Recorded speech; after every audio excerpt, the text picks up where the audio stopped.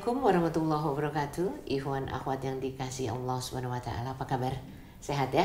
Alhamdulillah. Jadi bersyukur karena sehat itu adalah sesuatu yang tidak bisa kita nafikan ya. Dan mudah-mudahan hari ini kita semua siap untuk mengisi tabung jiwa kita dengan hal-hal terkait menjaga kesehatan fisik ya, yang non fisik nanti kapan-kapan. Alhamdulillah wa syukurillah dikaruniai kesempatan untuk berada bersama-sama di acara Ruang Keluarga Rahasil, dan salam salawat tidak lupa kita sampaikan kepada kekasih kita Muhammad Rasulullah Sallallahu Alaihi Wasallam beserta kerabat, saudara, sahabat semuanya, sahabat-sahabat surgaku. Mudah-mudahan kita semua berkumpul di sana nanti ya. Dan untuk hari ini, kalau waktu itu beberapa saat yang lalu kita pernah bicara dengan Dr. Rita Sahara SPJP dari Rumah Sakit Harapan kita terkait dengan beragam penyakit jantung. Ternyata beliau berkenan hadir lagi dan hari ini sudah bersama-sama di ruang dengar kita. Assalamualaikum warahmatullahi wabarakatuh, Dr. Rita yang cantik jelita. Sehat ya? Alhamdulillah. Waalaikumsalam warahmatullahi wabarakatuh. Ditunggu banyak orang karena informasi tentang kesehatan jantung yang kalau udah berhenti berdegup kita nggak punya lagi kesempatan untuk memperbaiki diri ya. Dok, kalau misalnya kita udah kena sakit jantung nih atau keluarga kita, bagaimana mengelola sakit jantung yang sudah ada pada kita ini, kita jadikan bahan topik hari ini? Keren ya? Iya, Oke, siap. keren. Jadi Ikhwan Akhwat, Dr. Rita siap untuk membahas kalau memang kita harus mengelola penyakit jantung yang udah jadi bagian dari diri kita seperti apa. Mari kita simak, silakan. Baik, terima kasih Mbak Nuning. Pemirsa Hasil yang saya hormati, saya sudah pernah bicara pada waktu yang lalu tentang berbagai macam penyakit jantung, ya, apa-apa saja yang bisa menyertainya, dan tentu saja itu penyakit yang banyak dan luas, bisa dikenai oleh siapa aja, dari anak yang baru lahir sampai orang dewasa atau orang tua. Jadi penyakit jantung tidak identik hanya diderita oleh orang besar atau orang dewasa, namun bisa juga pada anak-anak atau anak sekolah, anak remaja, dan kakek nenek kita semua. Nah, gimana sih mengelola atau menghadapi apabila itu sudah terjadi? Nah, itu mungkin tadi pertanyaan besar yang harus saya jawab, kita bahas hari ini ya Mbak ya, supaya pemirsa atau masyarakat lebih memahami dan bisa menjalani kondisi ini dengan sebaik-baiknya. Nah, untuk penyakit yang sudah diderita seperti divonis misalnya penyakit jantung koroner, nah tentu saja kita harus bisa melakukan mengontrol supaya penyakit itu tidak kambuh. Itu yang paling penting ya. Jadi kalau di dalam kedokteran jantung itu sudah disebut dengan preventif, pencegahan pertama atau pencegahan primer dan pencegahan sekunder. Yang disebut dengan preventif primer atau pencegahan primer adalah apabila kita belum kena penyakit jantung, kita masih sehat walafiat seperti ini, kita mencegah supaya tidak terjadi. Nah, itu dengan seperti tidak merokok, mengontrol gula darah, menjaga tekanan darah supaya tetap baik, tidak makan sembarangan, pola hidup baik, tidak stres, dan segala macam aktivitas yang membuat jantung kita sehat. Itu namanya preventif primer. Nah, apabila kita sudah kena sakit jantung koroner, kita harus melakukan preventif sekunder atau pencegahan yang keduanya supaya tidak terkena lagi, supaya tidak kambuh lagi. Nah, apa? Sama. Kalau kita menjaga gula darah kita menjaga darah tinggi kita tidak merokok lagi, makan lebih baik supaya tidak kambuh dan tidak kena serangan kembali, atau tidak makin berat di kedepan hari, pembuluh darahnya tidak tersumbat lagi. Nah, itu untuk segmen orang yang sudah divonis penyakit jantung koroner. Bagaimana dengan kalau saya atau keluarga kita ada penyakit jantung bawaan misalnya, ya? Mungkin dalam keluarga kita salah satu anak lahir dengan penyakit jantung bawaan. Apa yang harus kita lakukan? Nah, tentu saja yang pertama kita harus mendatangi dokter supaya kita tahu dulu ini jenis yang seperti apa. Nanti dokternya akan memberitahu kita ini harus seperti apa. Ini harus dioperasi kah? Atau ditunggu berapa tahun? Atau seperti apa? Atau harus dilakukan segera operasi. Mengingat bahwa memang saat ini di Indonesia tidak semua rumah sakit bisa melakukan operasi jantung bawaan, tentu saja mungkin waktu tunggu untuk operasi saja lama. Karena hanya Rumah Sakit Jantung Harapan kita mungkin yang melayani hal itu. Nah, itu kita juga harus tahu bagaimana supaya anak ini dijaga kebersihannya, tidak mudah kena batuk pilek, misalnya dengan menghindari dia untuk tidak mudah terkena dari temannya, ketularan misalnya ya, atau memilih makanan yang tidak merangsang dia cepat batuk, menjaga makan dia supaya tidak dehidrasi, tidak mencret. Nah, itu semua pola-pola hidup yang bisa dikonsultasikan nanti ke dokter supaya tidak kambuh, tidak sesak.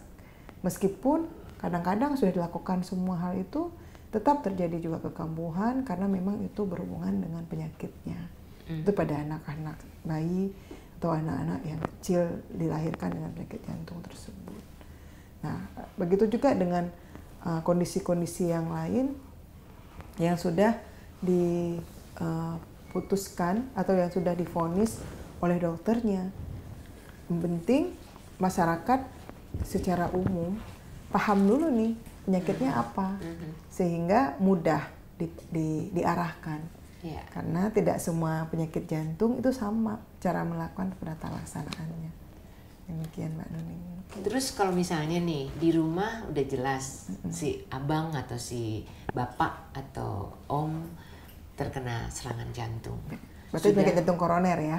Sudah terkena nih. Terus bagaimana merawatnya? Kan tadi kita ingin sekali kita juga lebih aware dan peduli agar tidak terjadi serangan lagi dan serangan lagi. Gimana dok? Ya, yang paling penting kita sekeluarga tahu bahwa keluarga kita ada yang penyakit jantung koroner. Dan apabila seseorang sudah kena penyakit jantung koroner, orang itu digolongkan orang beresiko tinggi terkena penyakit jantung koroner berikutnya, atau disebut dengan high risk person, orang yang beresiko tinggi, gitu jauh ya. Lebih tinggi dibanding yang belum pernah kena. Betul, jauh lebih tinggi. Dan tentu kita menjaga lebih ketat daripada orang yang sebelumnya, meskipun orang yang sebelumnya juga seharusnya kita jaga baik, betul. Kan? Apa yang harus kita pahami selama ini, nggak seluruhnya, tapi karena mungkin karena kepengetahuan yang kurang. Keluarganya, istrinya, misalnya anaknya, itu kadang-kadang terlalu ada dua ya, ada yang nggak bisa ngurus atau karena abai aja, ya mau gimana lagi udah kena gitu, atau ada yang malah sangat preventif, sangat gimana ketat banget gitu ya, sampai benar-benar nggak bisa ini ya. Memang tapi penyeimbangan itu diperlukan karena memang tadi orang ini adalah golongan risiko tinggi. Risiko tinggi terkena sudden death. Risiko tinggi terkena serangan. Risiko tinggi dia serangan jantung kembali. Dan itu kan menakutkan sebenarnya. Jadi kita sebagai keluarganya tentu harus paham tadi mencegah faktor risiko tadi. Menjaga supaya misalnya kita masak, janganlah kita masak yang lemak-lemak terus tinggi, misalnya. Atau kalau dia merokok, kita ingatkan lah, mau serangan lagi, minimal kita nggak bisa memerintah. Karena mungkin itu suami kita atau apa, minimal kita ingetin bahwa itu tidak baik untuk kesehatan dia. Kemudian kalau aktivitasnya misalnya tidak pernah berolahraga, hanya diam saja di rumah, kita bisa mengingatkan bahwa dia perlu aktivitas untuk membuat jantungnya lebih baik, lebih kuat. Kemudian kalau baik lagi secara reguler mengajak ke dokter untuk memeriksakan kesehatan. Saya mempunyai beberapa pengalaman ya terhadap pasien-pasien penyakit jantung saya. Ada yang istrinya memang care dan itu menurut saya sangat membantu suami-suami atau ayahnya. Jadi secara reguler diajak ke dokter, diiniin. Tapi ada yang bukan nggak care, mungkin suaminya nggak mau atau gimana. Jadi suaminya sendiri yang kadang-kadang sendirian gitu ya. Jadi kadang-kadang kita edukasi berdua sama ke suaminya dan tidak diketahui sama istrinya dan Harusnya anak-anak. pasangannya Betul. ikut teredukasi. Betul, ya? seharusnya keluarganya ikut teredukasi terhadap hal ini sehingga saling menjaga. Karena kalau suami saja yang kita edukasi, dia bisa nggak terpantau di kantornya, di rumah. Jadi harus ada kiper pokoknya. Iya, baiknya seperti itu supaya bukannya artinya jadinya dibatasi segala aktivitas suami jadi dikontrol sama istri, nggak juga sebenarnya, karena kita sayang lah, karena kita care lah, peduli. Terus gitu. kalau yang ini dok, yang exciting banget nonton atau melihat sesuatu terus teriak-teriak, maki-maki, kan kadang-kadang orang terus ini ntar kalau jantungnya rontok gimana gitu. Nonton bola itu biasanya sampai teriak-teriak loh dok para pria, meskipun dia sudah jantungan gitu. Iya. Nah ini apakah berpengaruh juga? Itu kan dihubungkan dengan stresor ya, misalnya aktivitas simpatik yang tinggi, sedih yang terlalu hebat misalnya, gembira yang terlalu sangat gitu ya. Nah, kadang-kadang itu mempengaruhi metabolisme pada saat itu. Kalau dia tidak ada penyakit jantung koroner atau nggak dalam itu sih nggak masalah. Kalau gitu. udah dipasang ring? Ya itulah. Berarti itu harus kan hati-hati. Maksudnya kalau dalam kondisi dia jantung ringnya bagus, sebenarnya nggak apa-apa. Cuman kita nggak pernah tahu kapan dia tersumbat lagi kan, gitu. Jadi itu mungkin ya segala yang berlebihan memang kan tidak baik sebenarnya sesuatu hal. Namun sebenarnya Mbak Nuning, yang perlu dipahami ini nggak mengenai laki-laki saja. Kita perempuan pun harus waspada juga. Ngomong-ngomong, laki sama perempuan yang kemungkinannya kena serangan jantung banyakan mana dok? Dulu orang menganggap laki-laki lebih banyak, namun sekarang perempuan pun sudah banyak. Dan karena stresnya cukup tinggi juga. Betul. Ya sekarang ya. Dan yang sayangnya, kalau ini penelitian yang bilang loh Mbak Nini, kalau laki-laki itu lebih cepat tertangani karena istrinya care. Misalnya begitu suaminya kenapa-kenapa, istrinya langsung cerewet bawatin dia ke rumah sakit gitu. Tapi kalau ibunya yang kena atau ibunya yang itu dianggap sebagai karena sakit biasa. Iya, dan ibu lebih mementingkan sesuatu yang lain gitu. Jadi nggak langsung ke dokter gitu, tapi entar deh ngurusin anak dulu, entar deh ini. Jadi kebanyakan perempuan itu malah lebih lambat penanganannya. Karena merasa nggak apa-apa lah. Karena perempuan tuh kan sering ya, kadang-kadang merasa nggak enak. Mungkin capek aja atau apa, jadi lebih abai. Beda sama laki-laki karena perempuannya mendorong gitu, ayo ke dokter cepet gitu. Tapi kadang-kadang perempuan nggak nyomong ke suaminya, walaupun meski suaminya banyak juga yang peduli begitu istrinya bermasalah sedikit langsung dibawa ke dokter, juga banyak sebenarnya. Tapi penelitian membuktikan bahwa perempuan penyakit jantung koroner pada perempuan tuh lebih lambat ditangani daripada laki-laki. Bisa jadi karena prianya kurang awareness atau karena wanitanya merasa tangguh, nggak apa-apa. Jadi wahai para ikhwan, kalau pasangan Anda rada-rada kelihatannya gimana gitu, ajak dia untuk kontrol. Ya, karena perempuan kebanyakan memang sok tangguh, sok tahu. Dok, ngomong-ngomong, kalau seorang wanita sudah terpapar atau taruhlah sudah terkena serangan jantung, terus kemudian dia hamil. Kira-kira apa yang harus dipedulikan atau diperhatikan selama kehamilannya? Baik, kalau untuk perempuan sebenarnya kalau secara penyakit jantung koroner dikatakan hormonal itu membuat mencegah perempuan itu terkena penyakit jantung koroner. Makanya perempuan yang masih menstruasi teratur itu sedikit yang kena penyakit jantung koroner, meskipun ada saya punya pasien yang masih mens teratur dan tuh dia ternyata penyumbatan pembuluh darahnya sampai harus dioperasi. Jadi memang bukan, namun tidak sebanyak resiko laki-laki. Namun kalau sudah tidak mens teratur, menopause sama, mungkin resikonya hampir sama laki-laki. Gitu. Kalau untuk penyakit jantung koroner. Nah, pada usia kehamilan kan biasanya masih agak muda ya perempuan-perempuan itu. Jadi biasanya mereka tidak kena penyakit jantung koroner, tapi adalah penyakit jantung bisa misalnya dia bawaan lahir. Misalnya dia kena bawaan lahir, terus dia menikah, terus hamil. Bisa juga dia kena jantung rematik tadi, yang kena katup, infeksi, terus menikah, terus hamil. Bisa juga karena kehamilan itu sendiri yang membuat jantungnya bermasalah. Jadi ada harus pertama tentukan dulu ini masalahnya apa. Kalau biasanya penyakit jantung bawaan atau karena demam rematik, biasanya dokter nanti mengadvise ini kehamilan bisa dilanjutkan atau tidak. Namun biasanya kalau memang masih bisa akan dilanjutkan sampai selesai, meskipun nanti decision-nya apakah harus dioperasi atau bisa dilahirkan secara spontan. Nah, namun kalau dia kehamilannya itu yang membuat bermasalah terhadap jantungnya, biasanya disertai oleh hipertensi saat kehamilan yang disebut dengan eklamsia. Itu nanti ada sindromanya, ada lain-lain lagi selain hipertensi. Itu bisa menyebabkan jantungnya melemah setelah kehamilan si ibu itu. Sehingga berikutnya dia masuk kategori penyakit jantung gagal jantung tadi. Nah, itu sebenarnya bisa diobati kalau dia datang ke dokter cepat. Dan bisa recovery dalam waktu 6 bulan sampai 1 tahun kemudian kalau dia minum obat dengan baik.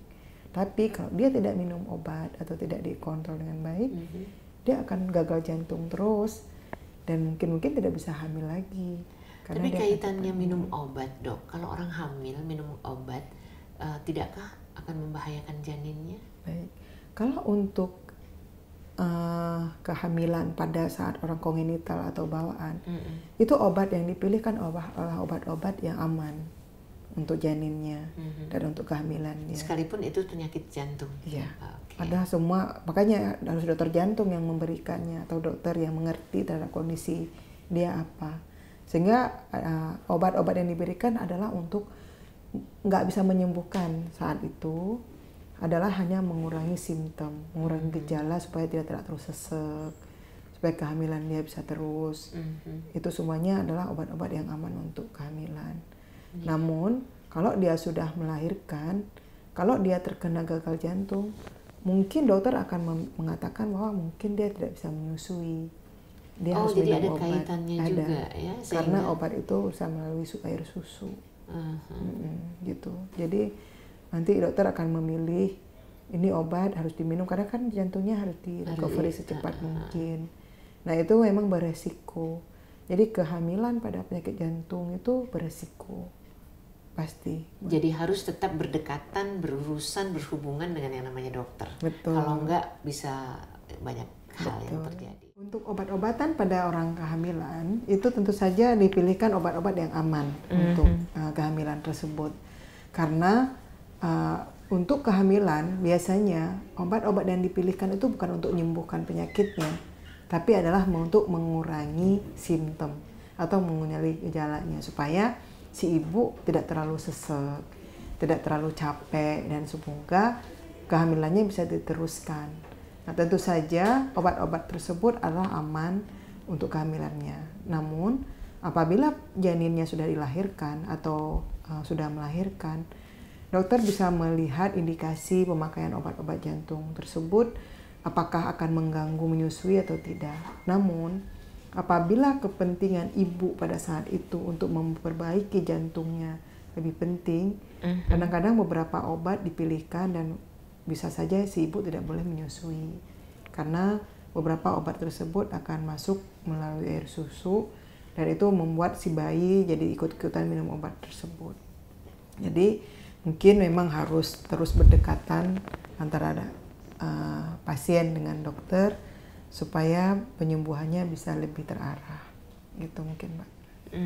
Jadi memang hamil tuh minum obat apapun harus di dalam pemahaman yang tidak mengganggu kehamilannya. Betul, ya. dan harus di bawah kontrol dokter, sehingga tidak berdampak kemana-mana yang lain ya kan, karena kita ini menjaga dua nyawa, nyawa ibu tentu saja juga harus tetap nyaman dan kemudian nyawa anak, dan itu adalah inti utama, kita seharusnya bisa menyelamatkan dua-duanya. Namun apabila tidak bisa, ya dokter tentu harus memilih atau diedukasi ke pasiennya supaya ini yang gimana sebaiknya apabila hamil dalam kondisi jantungnya yang tidak baik. Kalau ada yang berpikir secara naif, kalau ibunya penyakit jantung pada saat hamil, apakah anaknya nanti lahir kemudian juga udah penyakitan jantung? Seperti itu, bagaimana? Tidak, itu mungkin mitos ya. Itu mitos karena tadi yang penting kita tahu dulu nih penyakit jantungnya apa dulu. Kalau penyakit jantungnya adalah penyakit ibunya nih, penyakit jantung misalnya infeksi dia waktu bawaan lah, waktu dulu masih remaja ibunya, kan itu nggak akan diturunkan oleh ke anaknya. Yeah. Kemudian kalau ibunya dilahir dengan penyakit jantung bawaan, apakah anaknya bisa jadi bawaan juga? Kemungkinan ada, tapi sangat kecil. Itu kan berarti genetik dia memang seperti itu. Tapi itu jarang sekali dilaporkan, mungkin kurang dari 1%. Gitu. Jadi memang jarang ya, tidak ya, itu literatur mengatakan seperti itu, Bu. Jadi sangat kecil kemungkinan itu sama seperti ibunya kena jantungnya juga. Ya.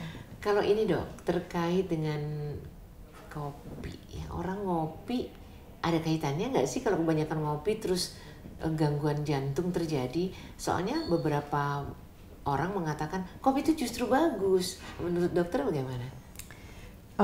Beberapa jurnal yang terbaru ya, penelitian-penelitian yang terbaru itu memang benar menyebutkan bahwa kopi itu baik untuk kesehatan jantung.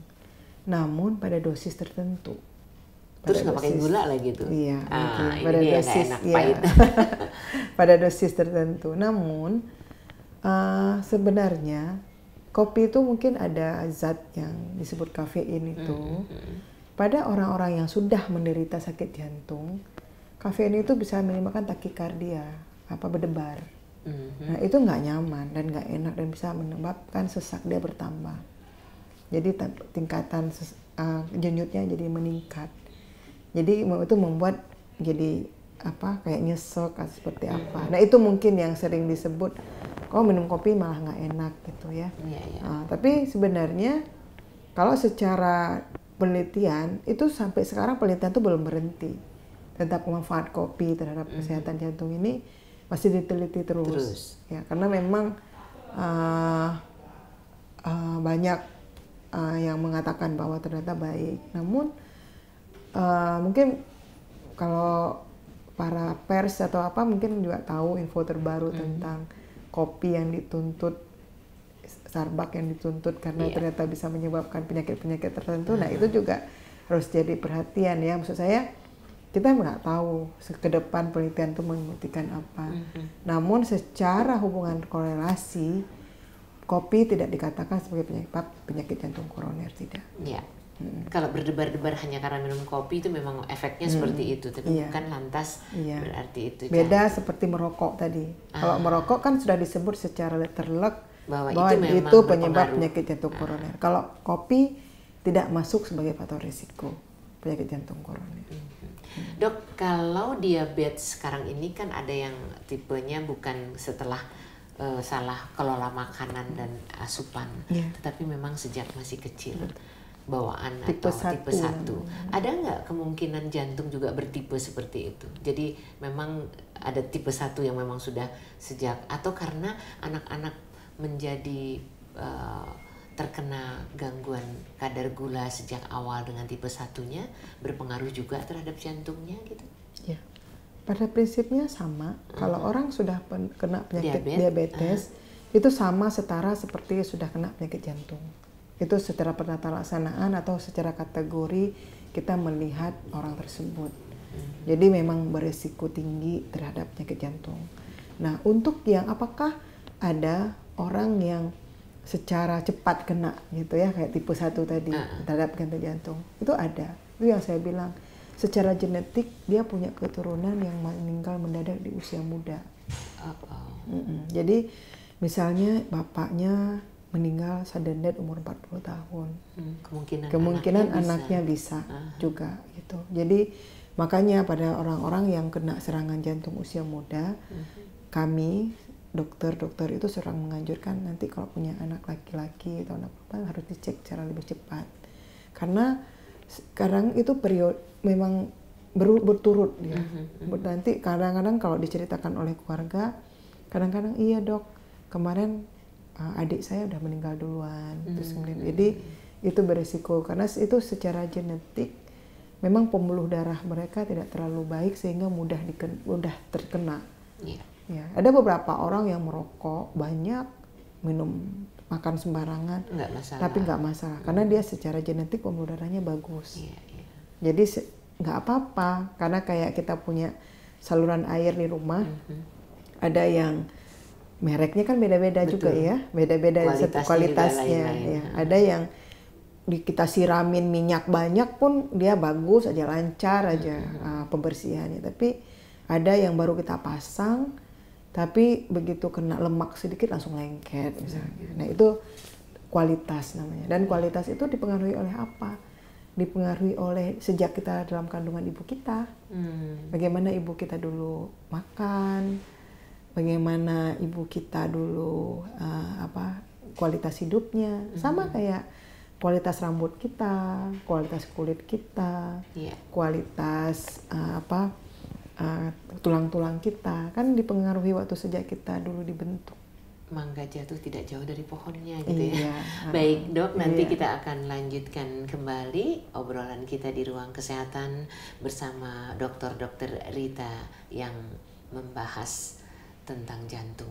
Beliau ahli banget, mungkin juga nggak pernah deg-degan kali ya kalau melihat sesuatu yang agak wow gitu.